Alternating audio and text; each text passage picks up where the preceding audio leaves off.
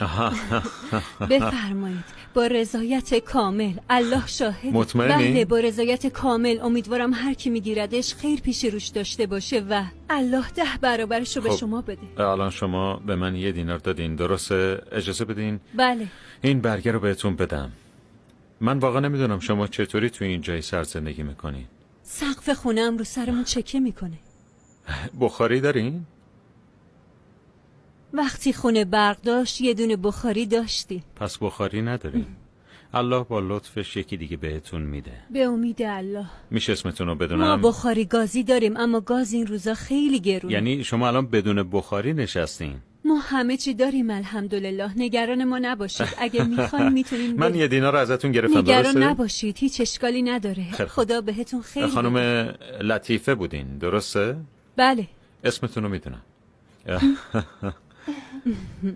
خانم لطیفه، شما این 1 دینار رو به من دادین و این دینار مال شماست. نه.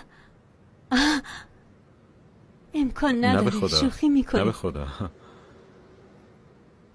نه دارین شوخی به خدا میکنی. شوخی نمی کنم. خودتون ببینین جدی میگم. جدی میگین؟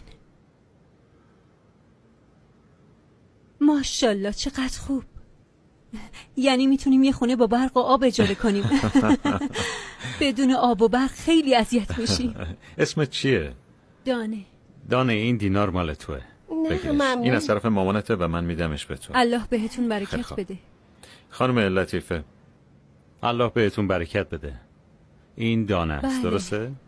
بله دانه. خیلی خب، ما 5 تا فرزندتون رو تحت دانه. پوشش میگیریم. نه. باور کنین. خدای من. تحت پوشش تا یعنی این وقتی که که همه 18 هزینه ساله هاشون پرداخت میشه؟ اینا همه لطفی از طرف الله است. الله رو شاکرم. الله بهتون بده. برکت و پاداش بده. هر مشکلی که دارین از مشکلتون این ماه حل شروع کنه. میشه. همونطور که مشکل ما رو حل کردین. مشکلات شما رو هم. این الان مال منه. یعنی میتونم یه خونه اجاره کنم. میخواین یه خونه اجاره یه کنین؟ جایی که برق داشته باشه، سقفش چکه نکنه. بیاین موشا رو ببینین. این چیه؟ این کلید خونه جدیدتونه. نه شوخی میکنی. نه به خدا. تو رو خدا من دیابت دارم، تازه سکته کردم، فشار خونم بالاست. حالتون با من این خوب کارو میشه. نکنی. من افسردگی شدید دارم، تحت درمان بودم. انشالله میرید پیش دکتر و همه چی حل میشه. نگران هیچی نباشین. کلید خونه رو بگیرین لطفا.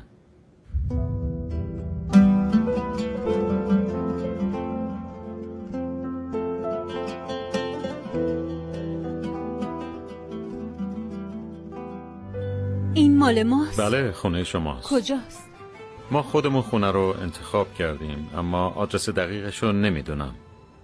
یعنی من میتونم با بچه‌هام اونجا زندگی هیچ کنم کس و شما کسی رو ما بیرون نمیکنه. نگران نباشین، همه چی آب و داره. برقم داره. همه چی. موشم اصلا نداره.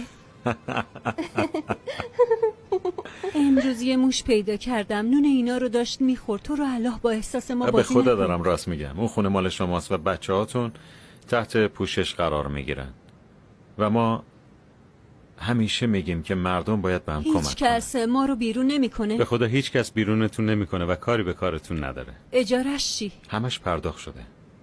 انشالله. شوخی میکنی؟ نه به خدا شوخی نمیکنم. مردم باید به همدیگه کمک کنن. من نیومده بودم که اشک شما رو ببینم، اومده بودم که شما و این یتیم ها رو خوشحال کنم. این بچه ها مریضن. اون دخترم مشکل قلبی داره، این یکی مشکل یادگیری داره، پسر بزرگم مشکل الحمدلله، روحی داره. الحمدلله. اما من الحمدلله از تقدیرم هیچ شکایتی ندارم. همه میگن بفرستشون بره پیش خانواده پدرشون، ولی من نمیتونم. خیلی کوچیکن، 2 سال پدرشون فوت کرده. چطور میتونم باهاشون این کارو بکنم؟